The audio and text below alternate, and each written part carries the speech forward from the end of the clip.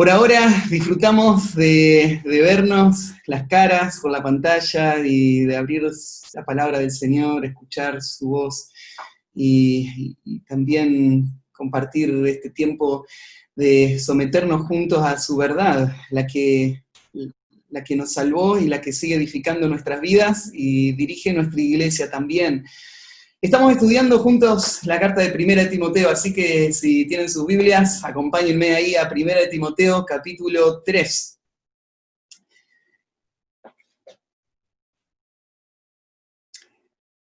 Pablo está escribiendo una carta personal a su discípulo, su hijo amado, Timoteo, a quien dejó en Éfeso para seguir adelante con una tarea que habían empezado juntos un tiempo atrás, donde habían llegado a la iglesia, habían encontrado problemas en la iglesia que tenían que ser corregidos, enfrentados, y Pablo había empezado la tarea, pero tenía que seguir su viaje, así que lo dejó a Timoteo para que él corrigiera lo que faltaba, que protegiera a la iglesia de las falsas doctrinas que ya estaban amenazando la iglesia, y mientras Pablo seguía su viaje.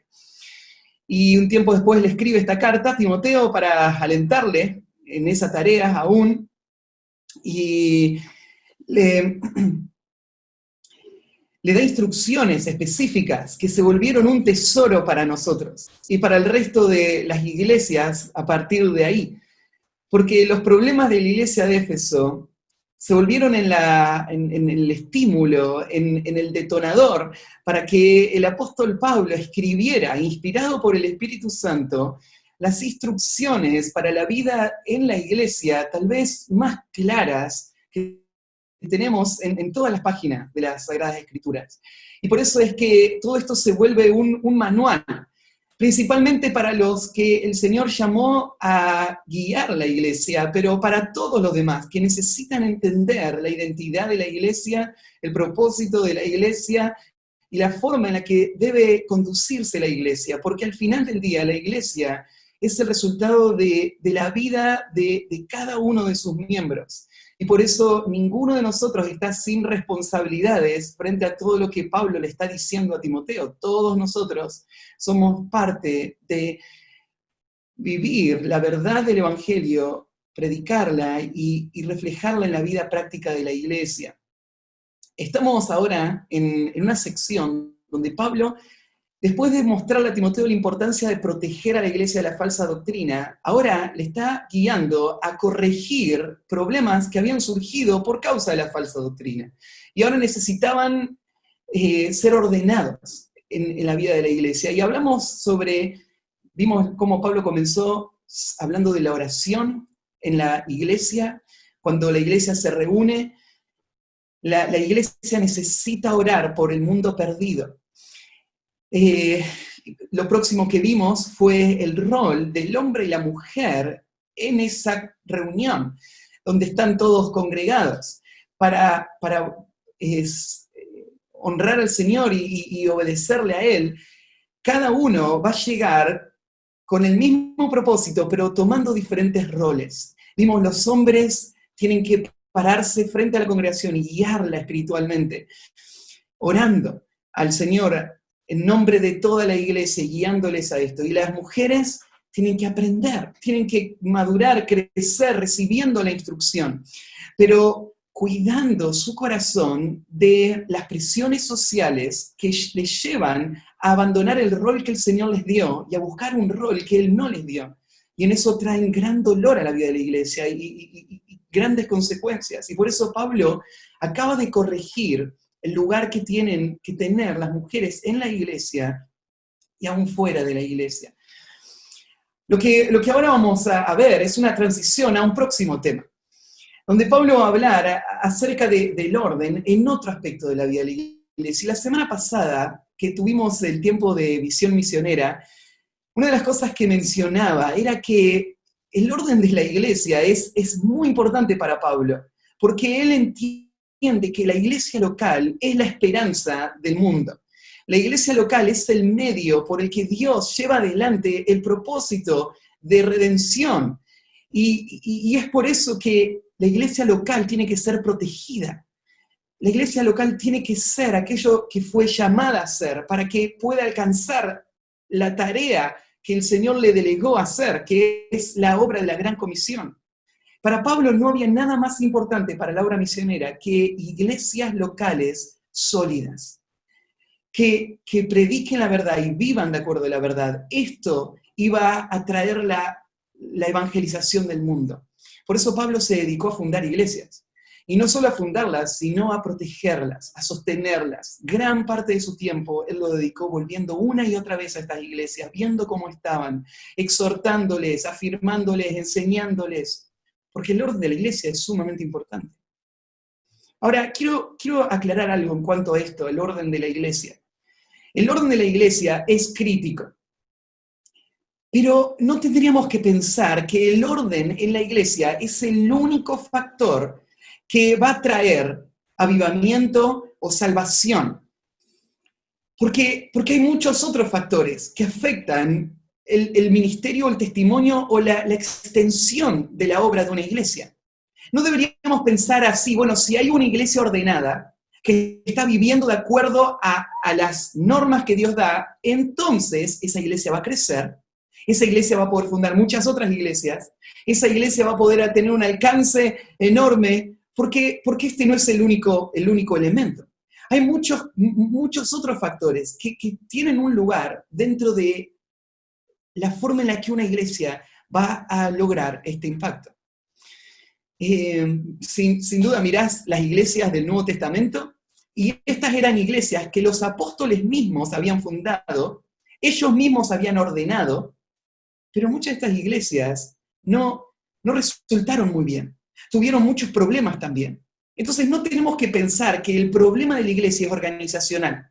O sea, si organizamos la iglesia, entonces todo se resuelve. Porque no, hay luchas en el corazón y hay propósitos de Dios para la vida de la iglesia que tienen un impacto distinto. Es más, a veces ves iglesias que están muy lejos de tener un orden bíblico y que a la vez vos ves que la gracia del Señor ha querido darles fruto, darles influencia, darles un ministerio, y entonces esto no es la regla oficial, pero tenés que entender que Pablo sabe que ordenar la iglesia y vivir de acuerdo a las instrucciones del Señor va a poner a la iglesia en una trayectoria, va a poner a la iglesia en una posición de poder recibir el mayor fruto posible de acuerdo a los propósitos de Dios para esa iglesia.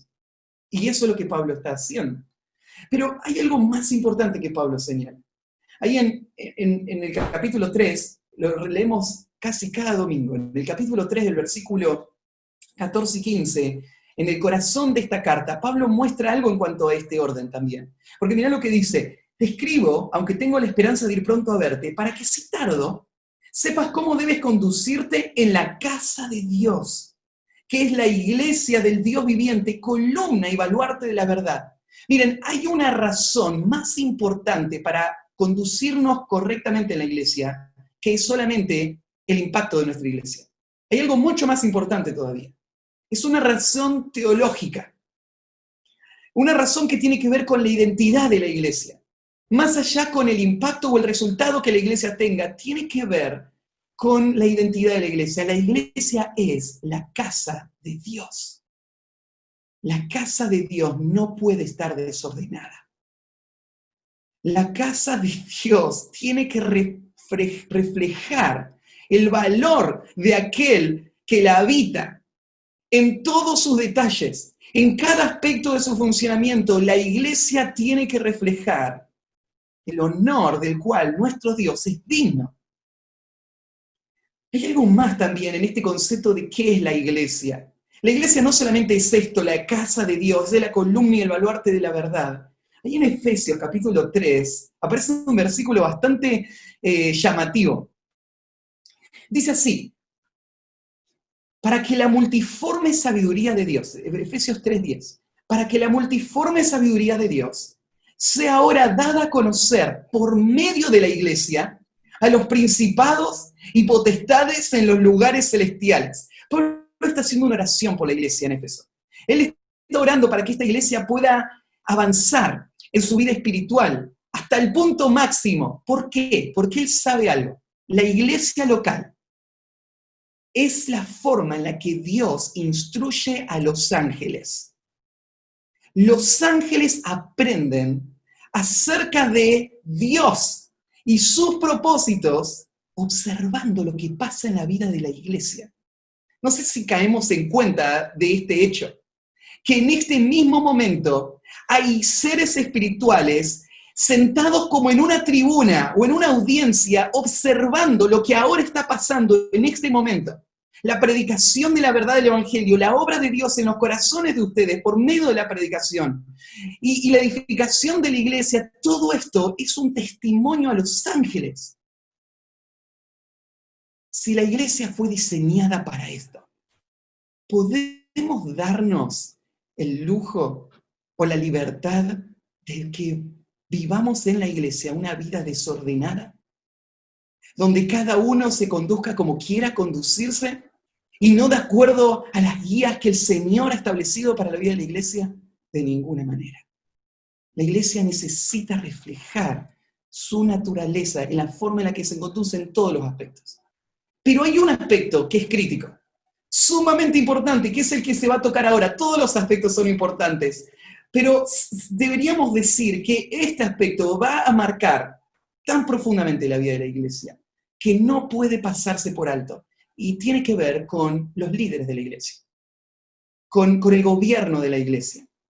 Ahí en Tito capítulo 1, versículo 5, Pablo le dijo esto a Tito, le dijo que por esta razón, por esta causa te dejé en Creta, para que corrigieses lo deficiente y establecieses ancianos en cada ciudad, así como yo te mandé.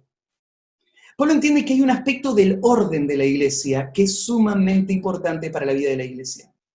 Si esto no está bien, entonces hay una deficiencia que amenaza la vida de la iglesia, los propósitos del Señor para la iglesia. Entonces, Pablo entiende que esto tiene que corregirse. La iglesia tiene que estar gobernada de acuerdo al modelo bíblico para el gobierno de la iglesia. Y este gobierno tiene que llevarse adelante en una forma que honre al Señor. Ahora, esto es una pregunta, un tema que ha traído mucho debate. Si vos conociste al Señor en nuestra iglesia, tal vez no estás al tanto de todo lo que pasa ahí afuera en el mundo evangélico. Si venís de otras iglesias, tal vez has visto alguna otra experiencia en algún otro lugar. Pero quiero que entiendan de que la forma como nuestra iglesia entiende el gobierno de la iglesia no es una regla en el mundo evangélico. Hay muchas formas de gobierno. Por ejemplo, hay una forma de gobierno que se llama episcopal, donde, como si fuese una gran pirámide, toda la iglesia está gobernada por autoridades que gobiernan a otros niveles de autoridad, hasta que al final de la pirámide hay una persona que es la que gobierna todo. Este sistema se llama un sistema episcopal. Hay otro sistema que es el sistema presbiteriano.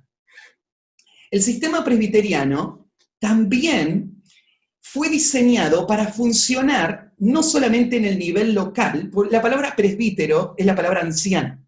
El sistema presbiteriano se basa en la idea de que no es una sola persona, es un cuerpo de ancianos, de hombres maduros que gobiernan. En la iglesia local, este cuerpo de ancianos gobierna las funciones de la iglesia, pero el sistema presbiteriano no termina ahí, porque hay un grupo de iglesias que están gobernadas por un grupo de ancianos que gobiernan ese grupo de iglesias. Y esos grupos de iglesias están gobernados por otro grupo de ancianos, que son los que lideran la iglesia presbiteriana en todo el país. Entonces, hay un cuerpo de ancianos que gobiernan sobre todas las iglesias presbiterianas de todo ese país. Entonces, tenés eso, es otro formato, otro modelo. Hay otro modelo que se llama el modelo congregacional, que es la forma en la que funcionan la mayoría de las iglesias bautistas. En un modelo congregacional funciona el sistema de gobierno como una democracia, por votación. Los miembros, cada uno tiene un voto. Y entonces en cada decisión importante se reúnen todos los miembros levantan la mano, o de cualquier sistema que lo decidan hacer, votan, y entonces se toman las decisiones para la vida de la iglesia. Claro que hay una persona a la que llaman el pastor, y ese pastor es el que tiene que hacer toda la tarea, usualmente, y la iglesia es la que vota sobre lo que hay que hacer. Hay un cuerpo de diáconos que tienen un poder también sobre la vida de la iglesia, pero este sistema se llama congregacional. Al fin del día, bueno, y ustedes saben que nosotros tenemos otro sistema de gobierno, ¿no? Donde nosotros afirmamos la autonomía de la iglesia. No hay una autoridad externa a la iglesia que gobierna la vida de la iglesia. La iglesia se gobierna a sí misma. ¿De qué manera? Bueno, con un grupo de ancianos, y uno de esos ancianos lo llamamos el pastor de este grupo. Y este es nuestro sistema de gobierno. Ahora la pregunta es esta. ¿Hay en la Biblia un sistema de gobierno bíblico que tenga que ser obedecido por todos? ¿O cada iglesia tiene la libertad de decidir cómo se va a gobernar a sí misma?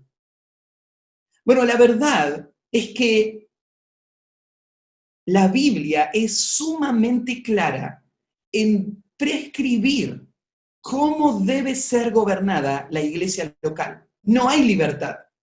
No se puede decidir el sistema de gobierno porque esto está instalado en la descripción de lo que debe ser la vida de la iglesia y el orden en la vida de la iglesia. Claro que hay algunos detalles que no están marcados. Y por eso puede haber un poquito de variedad en cómo un grupo lo hace y otro grupo lo hace. Pero hay algunos principios que son universales, absolutos. Y nadie los puede cambiar a estos principios sin hacer violencia al texto bíblico. De esto vamos a hablar hoy. No puedo enfatizar suficiente la importancia de este tema, la importancia de los conceptos que vamos a estar estudiando en las próximas semanas. Porque una iglesia no puede ser sana si no tiene líderes calificados bíblicamente, ocupando los oficios que el Señor estableció para guiar la iglesia. Esto va a marcar la vida de la iglesia tremendamente. La iglesia no va a poder ir más allá de los líderes que están al frente guiándoles. Bueno, déjenme darles acá en la introducción un poquito más de información de cómo entiendo bíblicamente que debemos ver el liderazgo de la iglesia. Y les voy a dar un resumen, más o menos, que pueda abarcar los principios generales para que tengan en su mente un cuadro, una imagen de a qué se está refiriendo Pablo cuando habla de un obispo. Ahora vamos a verlo. Porque cuando en una denominación se escucha la palabra obispo, que es la que vamos a leer ahora, se le vienen a su mente diferentes imágenes. En el sistema jerárquico, una persona que está allá arriba. Entonces, ¿qué es un obispo? Para eso, déjenme explicar qué es lo que entiendo de que debería ser la forma en la que entendemos el liderazgo, el liderazgo de la iglesia. Las Escrituras claramente enseñan que Cristo mismo, en persona, es la cabeza de la iglesia.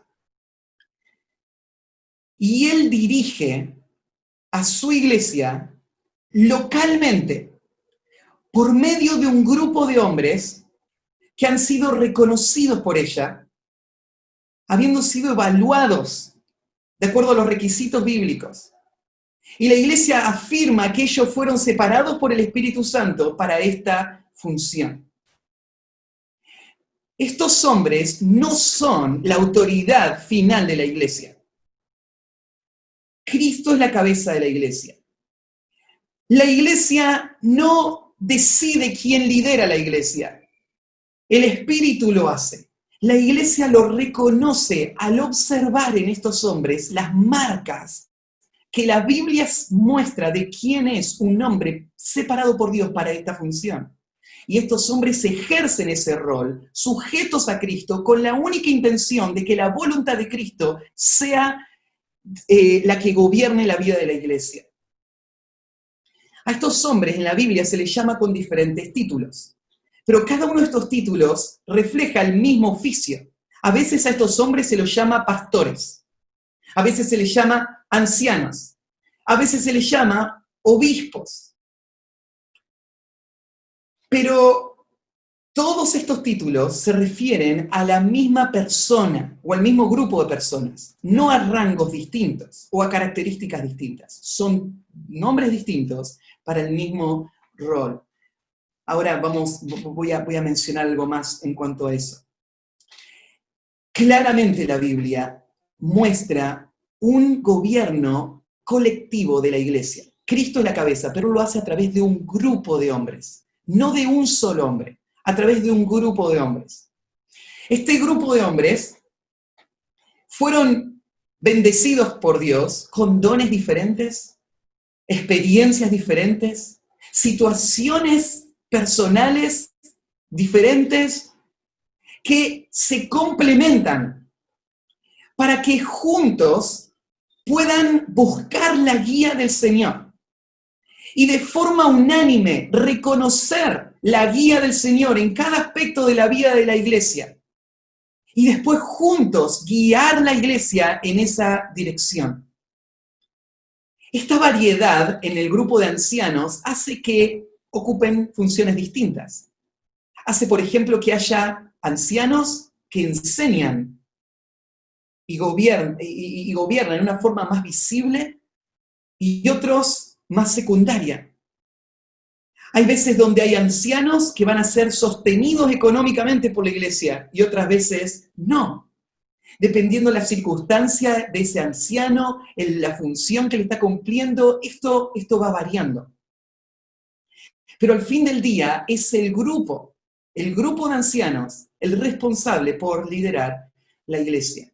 Claramente la Biblia demuestra que la iglesia no puede ser liderada por una persona de forma independiente, en donde le esté tomando decisiones por su cuenta.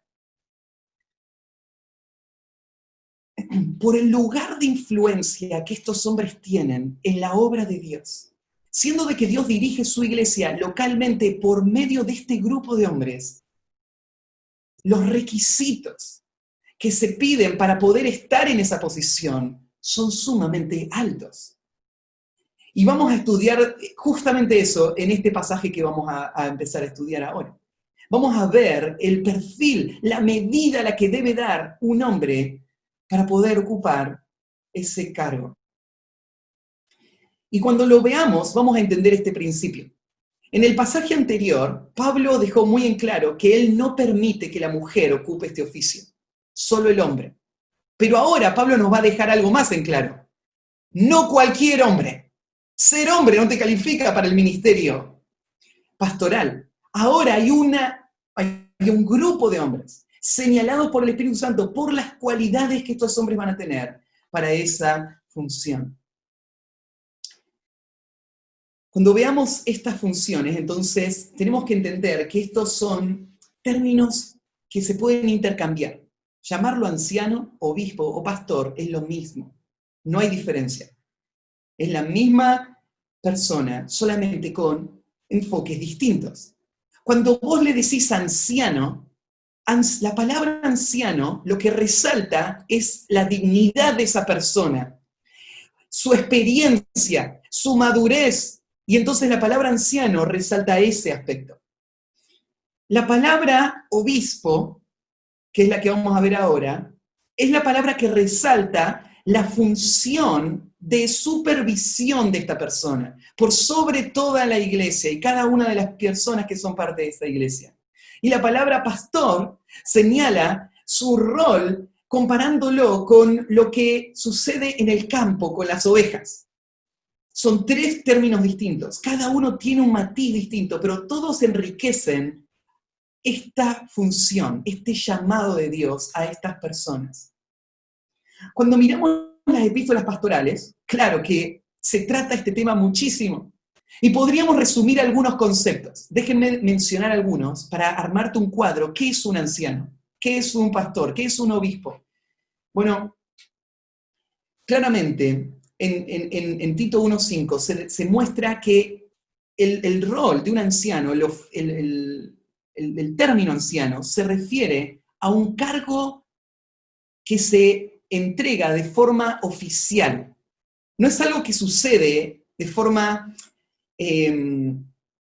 solamente improvisada, sino que se reconoce oficialmente frente a la iglesia en esta manera. Solo se reconoce después de una evaluación. Esto lo muestra 1 Timoteo 3.10. Solo después de una evaluación. 1 Timoteo 5.18. Los ancianos deben ser, este oficio debe ser tenido como digno de el salario que requiere sustentar a esta persona económicamente para que esta persona pueda llevar adelante esta función. En el capítulo 5, versículo 19 al 22, vos ves que los ancianos, pastores o obispos, rinden cuenta a su iglesia por su vida espiritual. Estas no son personas autocráticas, no son dictadores, son personas que se sujetan a la iglesia. Y ese pasaje demuestra la forma en la que ellos se sujetan. Y en el capítulo 5, versículo 17, demuestra que la función central de los ancianos es el gobierno y la enseñanza. Esto es ser un anciano. El pasaje que vamos a estudiar ahora, en el capítulo 3, ese pasaje es uno de los dos pasajes donde tenemos listas de requisitos. Y lo que Pablo está haciendo con Timoteo ahora es dándole las herramientas a Timoteo para reconocer quiénes son los hombres que deben estar en esta función. Vos te podés hacer este cuadro. En Hechos capítulo 20, ¿se acuerdan que Pablo, en su viaje hacia Jerusalén, había llamado a los ancianos de Éfeso, los había convocado y había dado sus últimas palabras? Estos eran hombres que Pablo mismo había instruido. Eran hombres que habían mostrado ser fieles. Eran hombres que habían sido usados por Dios para que la iglesia creciera y tuviese un impacto en toda la región. Estos eran un grupo de ancianos muy sólido. Pero Pablo anticipa algo. Esto no va a ser siempre así. Va a haber problemas, va a entrar falsas doctrinas. Y sucedió. Y las falsas doctrinas, ¿por dónde entraron? Entraron por diferentes lugares, pero afectaron aún al grupo de ancianos, que están siendo parte de la enseñanza de la falsa doctrina. Y no solo eso, esas falsas doctrinas han afectado la vida espiritual y familiar de estos hombres. Y algunos de estos hombres ya no califican para esa función. Y algunos de los nuevos hombres que se han postulado para ser líderes de la iglesia no deberían ser líderes de la iglesia. Entonces la situación es esta.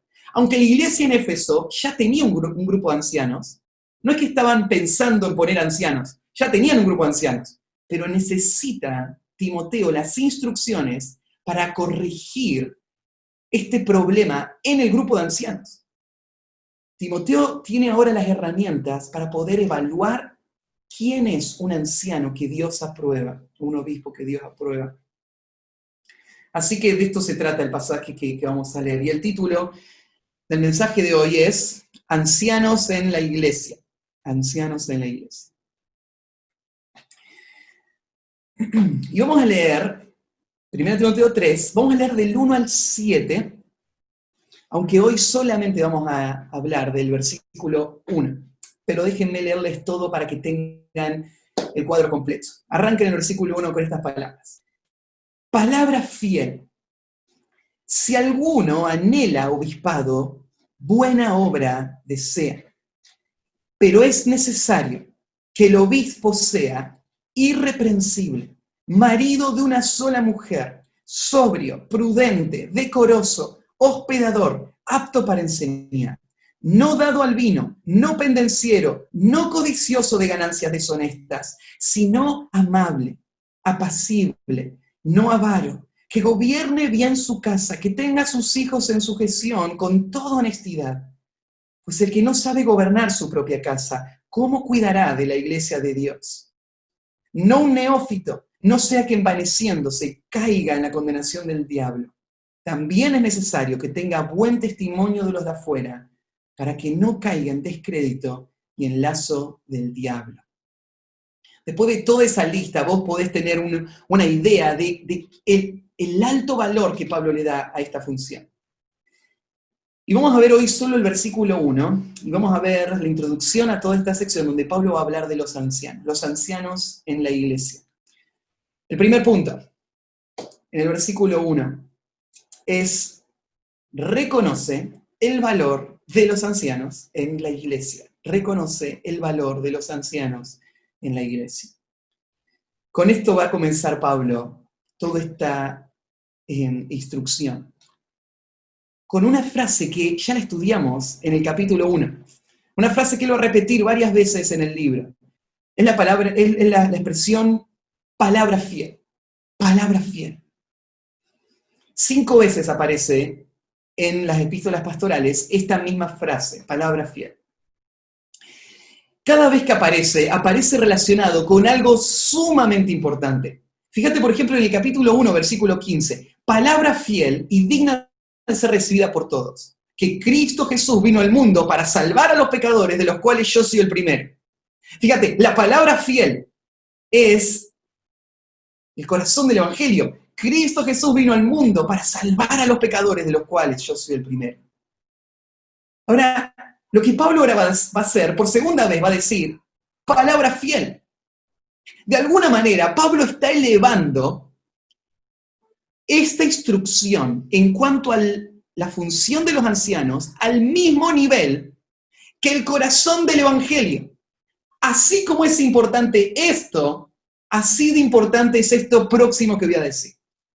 Esta expresión, palabra fiel, parece, según los que han estudiado estos contextos y la forma en la que se usan en las epístolas pastorales, parece que se había vuelto en la iglesia primitiva un dicho que se usaba cada vez que había algo que era incuestionable, algo que era obvio, algo que era cierto y seguro y conocido por todos. Se había generado este dicho, palabra fiel, y la gente lo decía. O sea, Pablo no está inventando esto, Pablo está solo haciendo eco de lo que la iglesia estaba haciendo. La iglesia decía esto. Entonces, lo que Pablo está haciendo es agarra este concepto y dice, miren, ustedes mismos lo saben. Ustedes saben que lo que le estoy diciendo es verdad. Ustedes saben que uno puede confiar en esto que estoy diciendo. Palabra fiel. De lo que va a hablar, ¿cuál es la palabra fiel? Si alguno anhela obispado, buena obra desea, va a hablar acerca de la importancia del ministerio de un anciano. Ahora, ¿por qué Pablo necesita poner esto acá? ¿Por qué Pablo necesita decir que esto es una palabra fiel? ¿Por qué Pablo necesita asegurarle a la iglesia que esto es así? Que es muy bueno aspirar a ser pastor, o a ser anciano, o a ser un obispo. ¿Por qué Pablo necesita afirmárselo? Bueno, cuando uno mira las circunstancias que rodeaban a esta iglesia, uno puede entender. Es que en ese mundo que le rodeaba a esta iglesia, la función pastoral podría llegar a no verse como algo tan deseable, como algo tan valioso, como algo tan digno de aspiración. ¿Y por qué no? Bueno, pensá en las circunstancias que estaba. Esta iglesia estaba viviendo la persecución. Ya había empezado. Estamos estudiando Primera de Pedro juntos. Y hemos hablado cómo regiones muy distantes a Roma ya estaban recibiendo mucha presión de parte del Imperio Romano. Las sociedades se estaban levantando en contra de los cristianos. Entonces, ser pastor no era aplaudido. O sea, si vos te decías voy a ser pastor, tu mamá no se ponía contenta. Tus vecinos no te admiraban, ¿no es cierto?, como la figura del barrio. Eras mal visto. Eras tratado, ¿no es cierto?, como de todo lo que el cristianismo implica, vos sos lo más bajo, porque vos sos un líder dentro de este grupo. Entonces, la persecución inmediatamente traía una connotación negativa a esto. sin mencionar todas las consecuencias que iban a venir al pastor por la persecución. No solamente estaba la persecución, sino tenía que ver también con la tarea. Claro, hoy nosotros a veces hemos relacionado falsamente el concepto pastor con privilegios. El pastor es la persona que anda en su auto costoso, que está parado en las plataformas, que recibe honor, ¿no es cierto?, y reconocimiento. El pastor es la persona que escribe los libros y todos vienen a consultarlo. El pastor es la persona que todos se acuerdan de su cumpleaños. El pastor es la persona, y de repente el pastor es esa figura, esa celebridad cristiana. Pero quiero que volvamos a aquella época y que entiendas cómo se veía ser pastor en ese momento. Esto no tenía que ver con ser una celebridad. Lejos estaba de ser una celebridad. Esto era trabajo. Era un trabajo abnegado. Era un trabajo sacrificial de entrega total sin prácticamente ningún beneficio por eso. Aparte de lo difícil que era ser pastor, no había una paga que podrías decir, bueno, está bien, me esfuerzo, pero por lo menos al final del día me llevo a casa un buen dinero para mis proyectos. Vos imaginate esa iglesia perseguida, era una iglesia en gran medida, una iglesia empobrecida. Entonces sí sostenían a los pastores, claro que sí, pero ¿con qué los sostenían? Con sus recursos. Entonces los pastores no vivían como celebridades, vivían como los demás cristianos, que a veces no tenían para comer, y ellos compartían con ellos. Y además las iglesias, aparte de estar empobrecidas por la persecución, las iglesias estaban enfocadas en la gran comisión. Entonces, estas iglesias daban para esto, y sus recursos iban para allá también. Ellas sostenían a misioneros, apoyaban la obra de fundación de iglesias, se apoyaban mutuamente en las necesidades económicas de otras iglesias. Así que para los pastores no quedaba mucho tampoco, ¿no? Entonces, mira, para darte un cuadro de lo que implicaría un pastor, tal vez podríamos leer lo que Pablo le dijo a la iglesia en Corinto, en 2 Corintios 11:23. Pablo hace una descripción de los ministros. ¿Qué es ser un ministro? Si vos te enlistás para la obra del Señor, esto es lo que podés esperar. Esto es lo que Pablo le dice a esa gente. ¿Son ministros de Cristo? Como si estuviera loco, Pablo, porque Pablo no tendría que defender que él es un siervo de Dios, pero él dice, lo tengo que hacer. Yo más. En trabajos más abundante. Mira, ¿hay alguno que tenga algún oficio ahí que trabaja más que yo? Lo dudo, dice Pablo. En azotes sin número. En cárceles más. En peligros de muerte muchas veces. De los judíos 5 veces he recibido 40 azotes menos 1. 3 veces he sido azotado con varas. 1 vez apedreado. 3 veces he padecido naufragio. 1 noche y 1 día he estado como náufrago en alta mar. En caminos muchas veces. En peligros de ríos. Peligros de ladrones. Peligros de los de mi nación. Peligros de los gentiles. Peligros en la ciudad. Peligros en el desierto. Peligros en el mar. Peligros entre falsos hermanos. En trabajo y fatiga. En muchos desvelos. En hambre y en sed. En muchos ayunos, en frío y en desnudez. Y además de todas estas cosas, los que sobre mí se agolpa cada día, la preocupación por todas las iglesias. ¿Quién enferma y yo no enfermo? ¿A quién se le hace tropezar y yo no me indigno? ¿Quién se quisiera anotar para esta función, no? No nos extraña entonces que Pablo diga, palabra fiel. Si alguno anhela obispado, buena obra desea. Estás deseando algo bueno. Quiero que lo crean, lo entiendan, más allá de lo que ven a su alrededor o lo que este mundo les dice. Reconoce el valor de los ancianos en la iglesia. Lo segundo, aspira a la función de los ancianos en la iglesia. Aspira a la función de los ancianos en la iglesia. No solamente es importante lo que un anciano hace, es importante que vos quieras hacer lo que un anciano hace. Y dice el versículo 1, palabra fiel. Si alguno anhela obispado. buena obra desea. Esta palabra de anhelo es una palabra, hay dos palabras que aparecen que están relacionadas con el deseo, ¿no? Dice, si alguno anhela, y después al final, buena obra desea. Y el traductor nos hizo un gran favor al poner dos palabras en el español distintas, porque en el griego son palabras distintas. La palabra anhelar es una palabra y la palabra desear es otra palabra en griego. La palabra anhelar tiene el sentido no solamente de una aspiración, sino de una acción que me guía hacia esa aspiración. Por ejemplo, aparece ahí en Hebreos capítulo 11 la palabra. Hebreos 11, 16, ¿se acuerdan los héroes de la fe?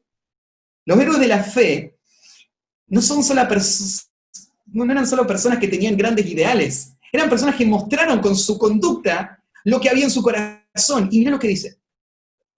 Pero está hablando de la ciudad celestial. Si ellos hubiesen estado mirando para atrás, hubiesen podido volver a donde salieron, pero no lo hicieron. Pero anhelaban una mejor, una ciudad mejor, dice. Esto es celestial, por lo cual Dios no se avergüenza de llamarse Dios de ellos porque les ha preparado una ciudad. Ahí se usa la palabra anhelaban una ciudad mejor. Y esta idea es esto. ¿Por qué salió Abraham de Ur? Él salió en busca de algo. En busca de algo que era mucho más alto, mucho más noble, mucho más valioso, mucho más perdurable que cualquier cosa que él tenía. Abraham era un hombre rico. Él tenía una mansión en Ur. Pero él deja todo atrás porque anhela. Esta idea, anhelar, no solamente es que me quedo ahí pensando qué lindo sería vivir en el cielo. Lo que hizo fue salir hacia allá. Anhelaban una mejor. Lo mismo está en el concepto, ¿no es cierto?, en 1 Timoteo 6:10, se usa esta misma palabra para hablar de codicia. Y habla de los ricos, dice, raíz de todos los males es el amor al dinero, el cual, codiciando algunos, se extraviaron de la fe. Estas personas codiciaron el dinero, pero ¿qué significa que codiciaron? Significa que se fueron a buscarlo, significa que se entregaron a eso, y por eso se terminaron apartando, ¿no es cierto?, de la fe. Codiciar, esa es la idea. O en Romanos capítulo 1, 27, Pablo usa esta idea para hablar de la lascivia, de hombres que se entregan, ¿no es cierto?, se encienden en lascivia y se entregan a hechos vergonzosos, hombres con hombres. Entonces, el deseo, pero es un deseo práctico, es un deseo que concreta, es un deseo que hace, que busca. Tomando esa idea, ahora podés entender lo que Pablo está diciendo. Pablo está hablando de personas que van a luchar por lograr algo. Aspiran a algo y se estiran para alcanzarlo. Lo que Pablo está describiendo acá es la actitud de un hombre espiritual que tiene una ambición no por el poder. Él tiene una ambición por la madurez espiritual. Él tiene una ambición para que su crecimiento espiritual pueda resultar en una vida útil para los propósitos de Dios. Y tal vez, si así Dios lo quisiera y Dios me lo concediera, yo podría ser uno de los a quien Dios les dé esa gran responsabilidad y tarea y oportunidad de usar mi vida guiando a la iglesia de Cristo. ¡Qué ambición tan valiosa! ¡Qué gran aspiración que podría estar en el corazón de un hombre! No es que todos los hombres van a terminar siendo pastores, pero todos los hombres deberían tener en su mente este amor por el Señor, este deseo de madurez.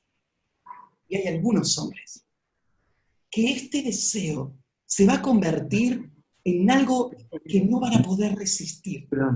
En algo que no pueden evitar enfrentar. Ellos anhelan esto. No se imaginan en ninguna otra función. Ellos cuando van creciendo miran la obra del Señor y es lo que quieren hacer, quieren servir en cualquier forma que puedan. Y cuando van madurando, ellos ven al pastor, ven a un anciano y piensan, de esa manera quiero servir, eso es lo que quiero hacer para la gloria de Dios. Y no es que están ahí pensando, ¿seré albañil o pastor, ser arquitecto o pastor. Estas personas dicen, voy a hacer lo que Dios me dé para hacer. Pero yo quiero vivir para servir. Y esta es la forma en la que el Señor me puede usar para hacerlo. Y por lo tanto, se estiran en esa dirección. Es tanto el amor por su iglesia, es tanto el deseo de abandonar la vida mediocre y avanzar con todas sus fuerzas hacia la extensión del reino de Dios, que se entregan de esta manera. Miren, uno sabe que alguien está avanzando y que está mostrando las marcas de un pastor, no porque él dice que quiere ser pastor, porque esto no requiere ningún esfuerzo, ¿no es cierto? Sino que uno puede ver esta condición. Esta persona no solamente dice que quiere ser pastor, sus decisiones lo muestran. Es una persona que está tomando decisiones que le hacen avanzar en esa dirección. Y vos decís, bueno, ¿y cuáles son esas decisiones? ¿Cómo se vería, Matías, un hombre que quiere avanzar para ser un instrumento de Dios, para guiar a personas? ¿Cómo se vería eso? ¿Qué debería hacer? Bueno, acá hay algunos consejos. Primero, crece en tu comunión con el Señor. No podés guiar con la verdad del Señor a personas si primero vos no estás empapado de esa verdad, si no las has abrazado, si no la podés discernir. Entonces, dedicate al estudio de la palabra. Crece en tu discernimiento bíblico, hacé preguntas, observá, entendé lo que los hombres que están adelante hacen, piensan, evalúan. Crece en tu santificación, lucha con el pecado y honra al Señor en el secreto de tu corazón. Usa tus habilidades de liderazgo que el Señor te dio naturalmente como hombre en tu hogar. Pastorea a tu familia. Esa es tu iglesia. Sentalos a ellos y predicales a ellos. Guíales, tomá decisiones espirituales para tu familia. Y después, acércate a personas. No necesitas tener una función en nuestra iglesia para poder ver una necesidad, ver una oportunidad y acercarte, interesarte, servir a personas con lo que el Señor te dio. Hacelo. No esperes que te deleguen una función para hacerlo. Este es uno de los grandes estorbos para el crecimiento de la iglesia, cuando la iglesia ha comprado esta idea. Mira, esta persona no anda muy bien, vamos a darle una función a ver si lo animamos. ¿Cómo? Esto es totalmente contrario al principio bíblico. Andá y hacelo. Andá y serví. Amá, entregate, y esta va a ser la mejor preparación. Esto va a ser lo que el Señor va a tomar y va a cultivar, y va a llegar el momento donde la iglesia va a observar y va a decir, mira, acá hay un anciano, acá hay un hombre que anhela el obispado. No anhela tener el poder de un pastor, anhela hacer la tarea de un pastor. Y la hace, tenga o no tenga el cargo. Estos son los hombres que necesitamos. Estos son los hombres que tienen que estar en esa función. Lo que este hombre anhela es y acá viene la palabra, obispado. Y déjenme gastar un ratito para ampliar esto. ¿Qué es el obispado? Como ya les expliqué, hay varios términos en el Nuevo Testamento que todos se refieren a la misma función. Pero esta palabra, la palabra obispado, tiene que ver con velar por o supervisar a personas.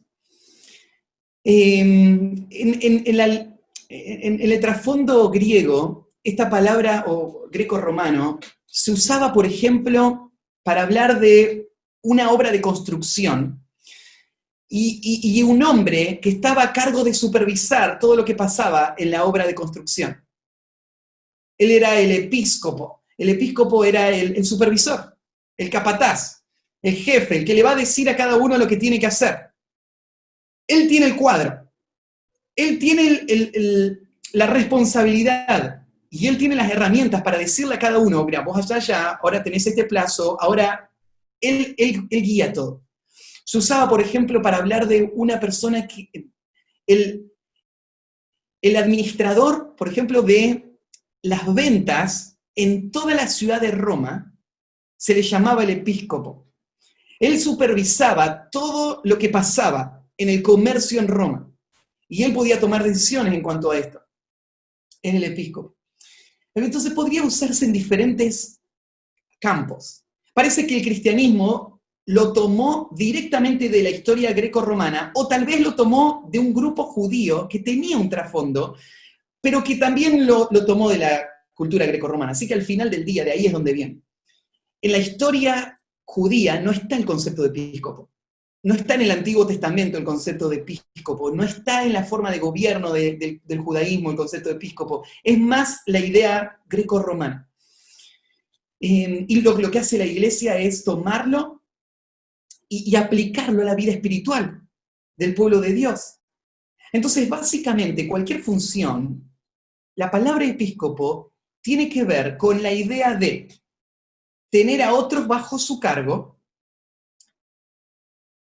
supervisarlos para que se logre hacer bien la tarea que se dio para hacer, y también tiene el sentido de responsabilidad, porque el episcopo no es el dueño, él le dieron esto para hacer, él va a guiar todo y él va a rendir cuenta por esto. Esto es un episcopo. Traslada eso a la vida espiritual ahora. ¿Qué es un episcopo? Bueno, primero, un episcopo no es el dueño de la iglesia. Él no es la autoridad final de la iglesia. Ya expliqué, Cristo es la cabeza de la iglesia. Siendo que Cristo es la cabeza de la iglesia, la función del episcopo es, bajo las directivas de Cristo, buscando, ¿cómo consigue las directivas de Cristo este episcopo? Bueno, ahí entra, ¿no es cierto?, la dinámica del grupo de ancianos. Lo que hacen los ancianos es abrir las escrituras y leer en las escrituras objetivamente las instrucciones de Cristo para la iglesia. Y por medio de la obra del Espíritu Santo y la palabra de Dios, ellos ahora van a la iglesia y la dirigen. Los episcopos son los que le dicen a los miembros de la iglesia, mira, vos te vas a encargar de esto, vos te vas a encargar de esto, quiero que lo hagas en este plazo, quiero que lo hagas de esta manera, quiero que lo hagas para este propósito. Los episcopos tienen la autoridad de Cristo para gobernar la iglesia, tomar decisiones de todas estas características para lograr los objetivos de Cristo. Esto es un episcopo. Y un anciano y un pastor. Este concepto de episcopo no solamente aparece en el Nuevo Testamento hablando de la función, sino también hablando del oficio. Ser episcopo no es solamente tener el don de administración. El episcopo de la iglesia es aquella persona que, como hablamos antes, oficialmente, después de una evaluación, cumpliendo con los requisitos bíblicos, es colocado para que en un cuerpo de episcopos y ancianos, bajo la dirección de Cristo, administren la iglesia y digan quién hace qué. Eso es lo que es un episcopo, ¿no es cierto? Entonces, es un oficio, un oficio.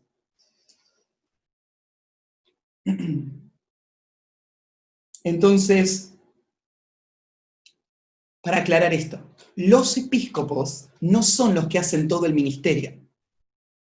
No son los que podemos decir, bueno, que ellos se encarguen, porque para eso les pagamos. O que ellos se encarguen porque tienen sustento. Yo tengo mi trabajo y mis cosas, así que no puedo dedicarme a la obra del Señor. Los episcopos no son los que hacen todo el ministerio. Los episcopos dirigen, todo creyente hace el ministerio. Ayer a la noche alguien me mandó un mensajito, después que yo mandé el mensajito de la iglesia, uno de los miembros del equipo de la iglesia mandó un mensajito con esta pregunta: Matías, ¿qué tengo que hacer para ser parte del equipo de la iglesia?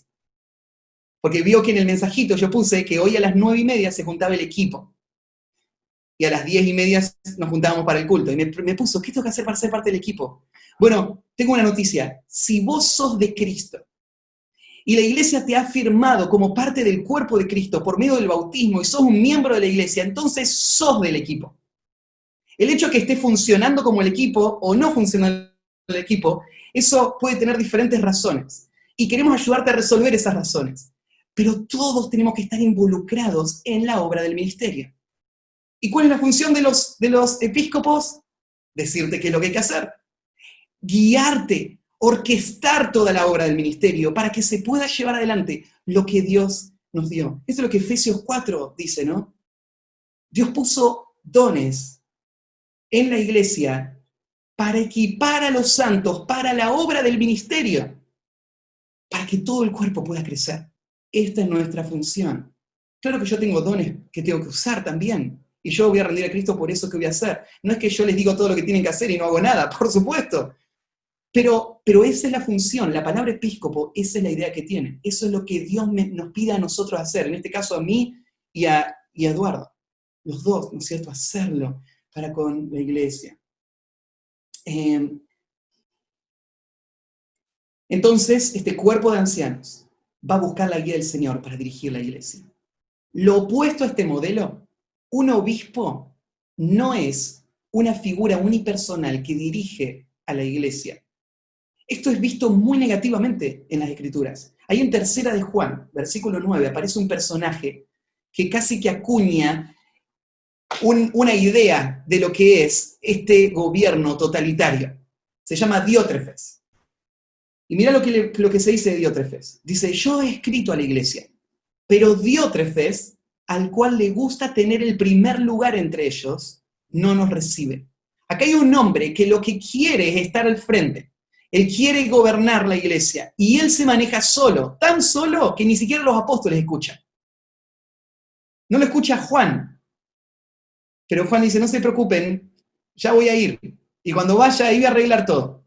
Por cartas él no podía corregir la situación en la iglesia, pero él tenía pensado ir en algún momento y corregirla en persona. El tema es que no tenemos los apóstoles en nuestro tiempo que puedan ir a las iglesias y sacar los diótrefes, ¿no? Pero los diótrefes se deberían ir. Los diótrefes deberían dejar de ejercer esa clase de gobierno autoritario, porque ellos no son autoridad.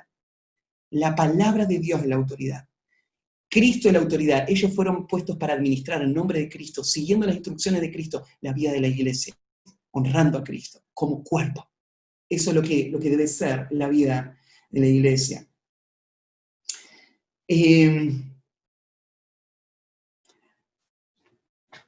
Tal vez algún detallecito más en cuanto a esto, de estos obispos.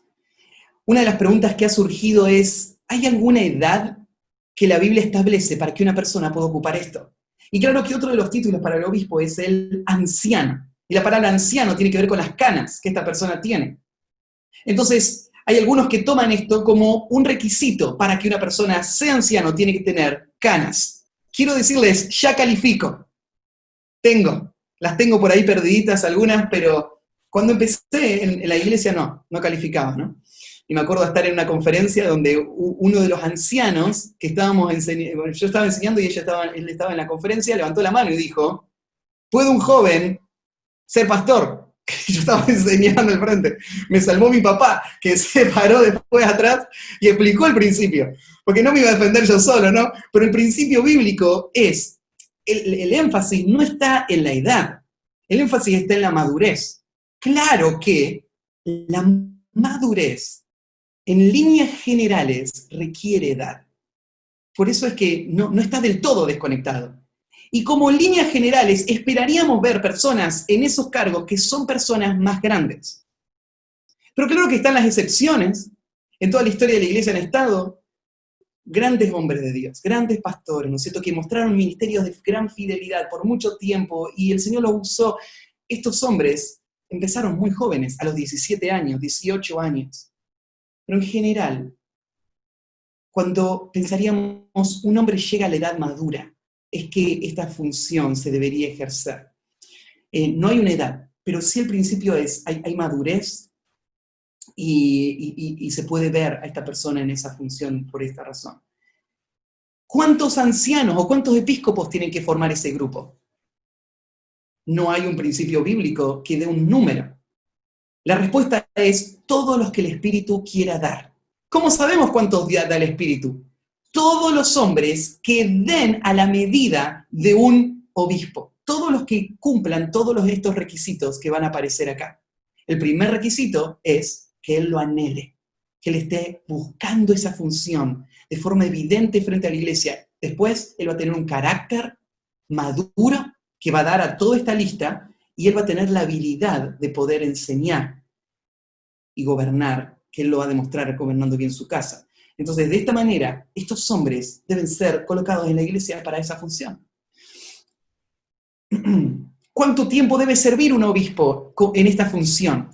La verdad es que no hay ningún principio bíblico que ponga un plazo. No dice por 10 años, por 2 años o hasta los 60 años. No hay ningún principio bíblico. Pero es sabio que la iglesia, de forma regular, evalúe si estos hombres aún están calificados para esa función. No es un cargo vitalicio, en el sentido de que una vez que te colocan, nadie te saca de ahí. No es que toda la iglesia dice, la verdad es que es un desastre, pero lo único que nos queda es esperar que muera. Porque hasta que muera no nos vamos a deshacer de él. Pero en muchos casos, esa es la actitud que iglesias toman hacia ancianos que están arraigados en el poder y que claramente están descalificados del ministerio, pero que como no hay un sistema de evaluación, siguen adelante. Esto no es sano. Las iglesias tienen que regularmente evaluar si sus ancianos están calificados. Si están calificados, no hay ninguna razón para sacarlos. Las iglesias no deben sacar a personas que están calificadas, pero la iglesia sí debe hacerlo, si no lo están. Entonces, este es el principio, no hay un tiempo, no hay un plazo. Este es el oficio. Entonces, si alguno anhela obispado, buena obra desea. Primer principio, reconoce el valor de los ancianos en la iglesia. Segundo principio, aspira a la función de los ancianos en la iglesia. Tercer principio, entrégate a la obra de los ancianos en la iglesia. Entrégate a la obra de los ancianos en la iglesia. Si alguno anhela obispado, ¿buen cargo desea? No. Buena obra desea. Ser un obispo, ser un anciano, ser un pastor, es una obra, es una tarea. Obviamente, la palabra obra tiene una connotación de acción, no de intención, de acción. Es una obra hacerlo, ¿no? Entonces, mira, antes de hablar de la palabra buena, déjenme hablar de la palabra obra. ¿Qué es esto de obras? Arranquemos desde el principio. Tenemos que entender que el trabajo diligente y esforzado es parte de la naturaleza humana. Antes de la caída, el Señor le dijo al hombre que lo puso en el jardín para que lo labrara y lo guardase. Entonces, el pastorado no es un escape de esto. No es una oportunidad para que personas perezosas encuentren en el ministerio pastoral un refugio de las dificultades de la vida. Porque las dificultades del trabajo son una parte esencial de ser un ser humano y son un resultado de la caída. ¿Se acuerdan del capítulo 3? Lo que le dice Dios a Adán. Porque obedeció a la mujer, ¿qué va a pasar ahora? La tierra va a resistir. La tierra va a traer dolor, espinos, cardos. Entonces, con el sudor de su frente, va a comer el fruto de la tierra. Todos los días, sin excepción. Entonces, no hay dónde evitar este lugar. Y algo más. El creyente entiende que esto es un regalo de la gracia del Señor. Que los hombres de la iglesia sean hombres diligentes y esforzados en todas las funciones es algo crítico, sumamente importante. ¿Pero por qué es importante que vos seas esforzado? Bueno, quiero decirte por qué no es importante. No es importante para alimentar tu avaricia. Claro, el pecado también te hace esforzar mucho, ¿no? Hay gente que trabaja por años sacrificialmente para comprarse su autito. Tanto que lo desea, ¿no es cierto? Y lo hace de esa manera. Pero Pero claro, aunque la idolatría tiene el poder de generar acción, para el creyente esto no es lo que genera la acción. ¿Para qué trabaja un creyente? Déjenme leerles 2 textos. ¿Para qué trabaja un creyente forzadamente? Primera de Tesalonicenses 4:11. Pablo le dice a esta iglesia que no pueden ser negligentes con el trabajo. Aunque saben que Cristo va a venir y quieren vivir para lo eterno, no pueden ser perezosos. Tienen que trabajar, y miren lo que dice, y que procuréis tener tranquilidad. Mira, no estén preocupados o afanados por el futuro en este sentido. Acomódense a esta vida. Acomódense, porque en esta vida van a estar y van a tener que hacer las cosas de esta vida. No podés evitar las cosas de esta vida por aspirar a la siguiente. La otra ya va a llegar. Mientras llega, ocúpate de las cosas de esta vida.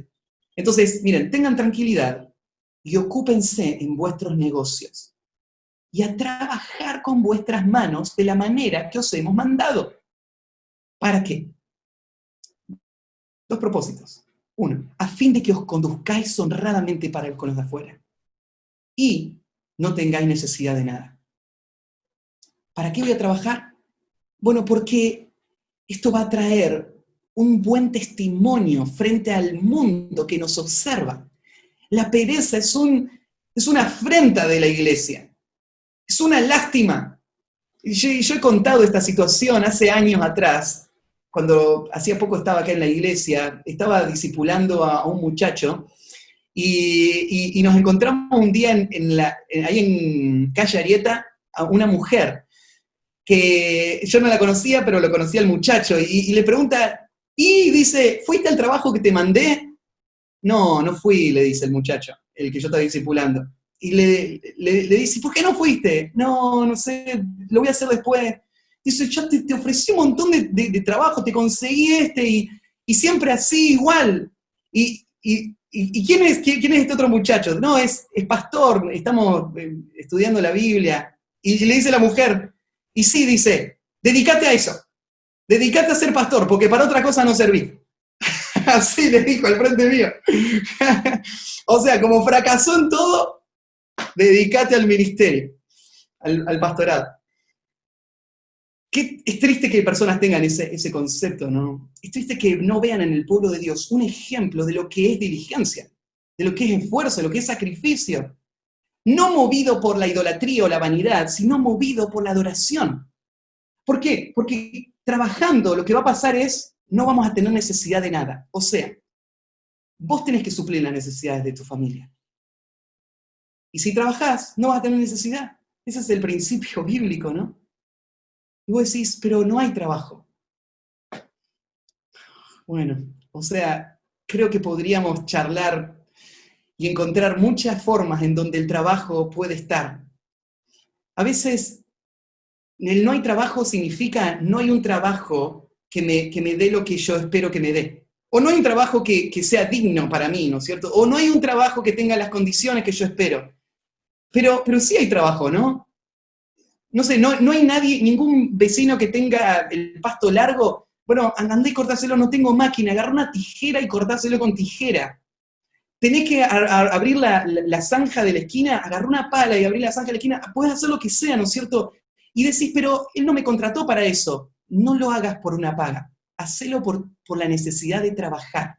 Trabajar arduamente. Y vos decís, bueno, no puedo salir por la cuarentena. Bueno, busquemos la guía del Señor para cómo ser diligentes en las funciones del hogar y en todo lo que el Señor nos dé para hacer. Hay tanta creatividad que estamos viendo, ¿no es cierto?, de cómo gente busca la forma de hacerlo, pero debemos hacerlo, debemos trabajar y no debemos generar necesidad.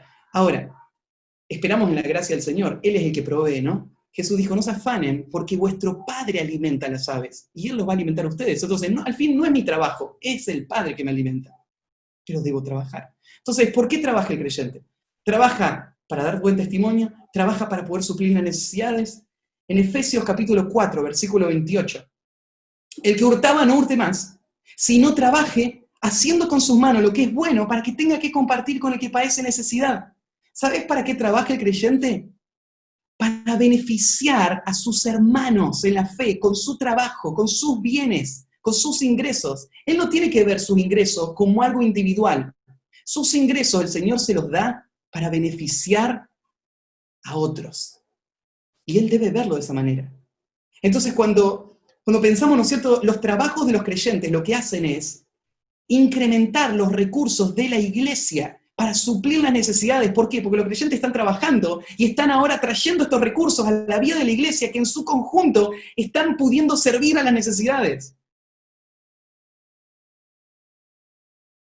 Hoy en el reunión de equipo mencionábamos esto, ¿no? Ganad amigos por medio de las riquezas injustas. ¿Para qué trabajamos? Queremos ganar el dinero para poder invertir el dinero en lo que va a traer recompensa eterna. Entonces el creyente tiene que trabajar. No hay ningún lugar donde escapar de todo esto. Pero volvamos a este concepto. Hay una obra. Todos tenemos que estar en la obra, en obras, ¿no es cierto?, trabajando. Pero acá lo que estamos viendo en esto que Pablo está diciendo es el deseo de trabajar, que no es solamente parte de la vida piadosa. Cualquier creyente piadoso debe desear trabajar en cualquier forma. Pero es el deseo de querer trabajar en aquello que es más provechoso para los propósitos del reino. Esto es lo que quiere el creyente. No solamente quiere trabajar en aquello que sea más provechoso para los propósitos del reino. Y Pablo entiende, el ministerio es el lugar más provechoso donde trabajar. No hay lugar más provechoso donde trabajar. Hay una historia ahí en Hechos capítulo 15, versículo 38, donde tenés a Pablo y Bernabé que no se ponen de acuerdo, porque Bernabé quiere que Marcos vaya con ellos en el viaje misionero y Pablo no quiere que vaya Marcos. ¿Por qué no quiere Pablo que vaya Marcos? Dice en el versículo 38 de esto, mira, porque a Pablo no le parecía bien llevar consigo al que se había apartado de ellos desde Panfilia y no había ido con ellos a la obra. Ahí usa la palabra obra. Mira, Pablo entiende esto. ¿Por qué razón una persona, teniendo la oportunidad de ir a la obra, pero no a la obra de que están construyendo un edificio, a la obra que estamos fundando iglesias, a la obra de extender el reino, no quiso venir conmigo a la obra? Entonces que no venga. Si ese es su corazón, entonces no lo necesito. Vamos a ir a hacer la obra sin él. No puedo tener a un hombre al lado mío que piensa que es más importante ir a ocuparse de otra cosa que ir a la obra. Ir a la obra es importante. Pablo entiende, mira, cualquier trabajo es importante, pero no todos los trabajos son igualmente importantes, porque no todos los trabajos aportan a los propósitos del reino en la misma forma. Y esta es la obra del Señor. Este es el concepto que Pablo está transmitiendo acá en el versículo 1. El que anhela obispado, buena obra desea. Todos tenemos que trabajar. Pero el que quiere ser obispo está deseando una obra, un trabajo arduo, pero que es bueno. Bueno. ¿Y no debería ser esa la aspiración de cada creyente? Dedicarse a las buenas obras. O sea, las obras que son buenas. O sea, que sirven a los propósitos del Señor de esta manera. Claro que sí. Bueno, ¿por qué es buena la obra del episcopo? ¿Por qué es buena esa obra? Podríamos señalar algunas razones. Es buena por el valor de aquello que se está cuidando. El episcopo es uno que supervisa. Pero pensá, hay uno que está supervisando una obra de construcción y hay otro que está supervisando el rebaño de Cristo que Él ganó por su propia sangre. Entonces, uno está usando su habilidad, su ingenio, su fuerza física. Uno se levanta a las 5 de la mañana para planear y para salir y viaja de un lugar a otro para supervisar esta obra. Y el otro para aquella obra. Esta es una buena obra. Estás cuidando del rebaño de Cristo. Creo que es una buena obra por el valor que Dios le asignó a esa tarea. Ahí en 1 Tesalonicenses 5, versículos 12 y 13, miren lo que dice. os rogamos, hermanos, que reconozcáis a los que trabajan entre vosotros. Acá están trabajando entre ellos. Y os presiden en el Señor. Son los líderes. Y os amonestan. Mira, y que los tengáis en mucha estima y amor por causa de su obra. Mira, la obra que ellos están haciendo es tan valiosa que hay que tenerlos en alta estima. Pero no hay que tenerlos en alta estima porque es un gran tipo. No hay que tenerlo en alta estima porque es un excelente comunicador. No hay que tenerlo en alta estima porque me cae bien. Hay que tenerlo en alta estima porque la clase de obra que él hace es tan valiosa. Por ejemplo, vos tendrías en estima a un presidente. ¿Por qué? Porque él es el presidente. Mirá, él está en esta tarea, más allá de lo que él sea, ¿no es cierto? Bueno, un pastor tiene que ser tenido en estima por la cualidad de la obra. Entonces, cuando Pablo dice, buena obra desea, se está refiriendo a esto. ¿Y por qué buena? Bueno, es buena también por el fruto eterno que produce. Ahí en 1 de Pedro, capítulo 5, versículo 4, habla de esto, de una recompensa especial que Dios va a dar a sus obispos, a sus pastores, a sus ancianos. Esta recompensa es para ellos, es la corona incorruptible de gloria. Es una buena obra. Entonces, el que anhela obispado, buena obra desea. Y ahora esta última palabrita es otra, dijimos. No es el estar estirándose, sino es la pasión interna. Entonces, las dos palabras generan un equilibrio. El que va a ser la persona que hay que nombrar pastor o hay que nombrar anciano es una persona que evidencia ser apasionado por la obra del Señor. Y se entrega con todas sus fuerzas a servir a los propósitos del Señor. A esa persona hay que ponerlo como anciano y como obispo. Y acá la otra palabra, esta ansía, ¿no es cierto? Es una palabra muy gráfica. Por ejemplo, en Lucas se usa esta palabra para, ¿se acuerdan del hijo pródigo? Cuando perdió todo y terminó con los chanchos, él deseaba comer las algarrobas de los chanchos. Y usa la misma palabra, él deseaba esto. Esto es deseo, es un deseo intenso. Es un deseo, ¿no es cierto?, que te hace alucinar. Estás ahí, ¿no es cierto?, no comiste hace 3 días, los chanchos están comiendo basura y vos te la querés comer. Porque la deseás, porque tenés tanta hambre. Así Pablo está imaginando a este hombre. Este hombre desea cualquier aspecto. O sea, esta no es una persona que hay que estar insistiéndole, empujándole, convenciéndole. No es que cuando hay una oportunidad de no hacerlo, dice, hoy suspendo por esta razón, ¿no es cierto? Y la verdad es que no tenía ganas de hacerlo y encontró la excusa para no hacerlo. Esta es una persona que no está buscando la razón para no hacerlo. Esta persona quiere hacerlo. Quiere hacerlo en cualquier forma posible, hasta el desgaste de su fuerza, porque lo ansía la obra pastoral. Buena obra desea. ¿Y cuál es la obra pastoral? Podríamos resumirlo en 3 categorías. Un obispo cuida necesidades de toda clase, financieras, prácticas, espirituales, guiando a las personas de esta manera. Entonces, un obispo pastorea cuidando necesidades. En segundo lugar, un obispo protege. Pastorea, en segundo lugar, protege. Esto aparece en muchos textos, protege de los peligros, que es el peligro central de la iglesia es la falsa doctrina. Y un hombre que va a tener conocimiento bíblico y celo por la defensa de la palabra de Dios. Y un obispo disciplina. Un obispo va a guiar el proceso bíblico por el cual la iglesia va a ser limpiada una y otra vez para que pueda reflejar el carácter santo al que fueron llamados. Bueno,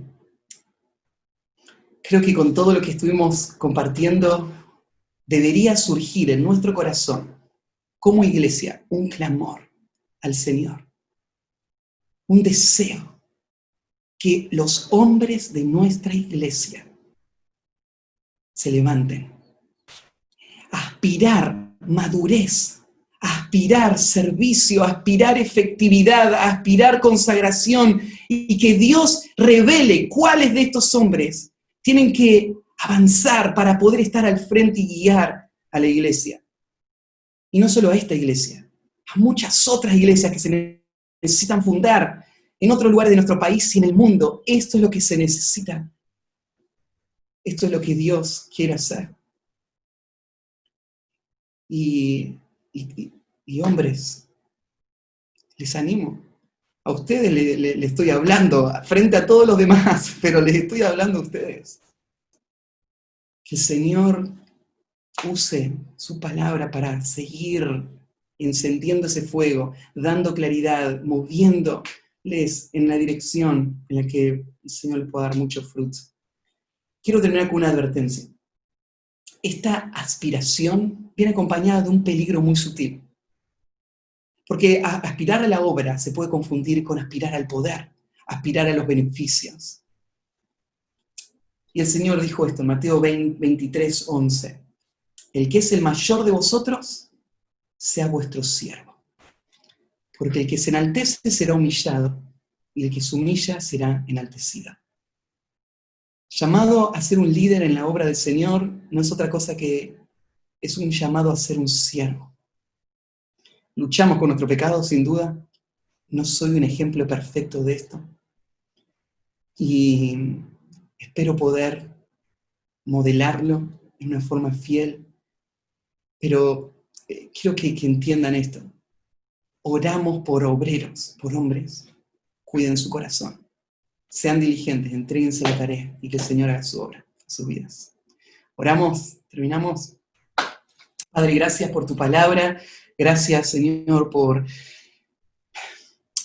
la exhortación tan necesaria, tan oportuna para nuestra iglesia, para nuestros tiempos. Te pido, Señor, que muevas los corazones de los hombres en nuestra iglesia y en nuestro tiempo, que levantes obreros.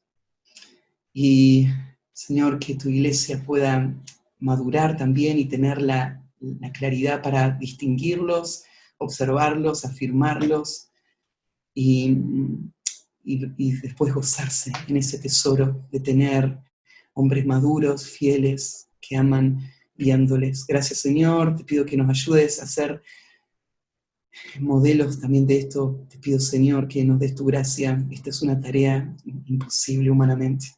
¿Cómo podríamos dar a la medida de todo lo que tú pides de un pastor, un anciano, un obispo? Danos tu gracia.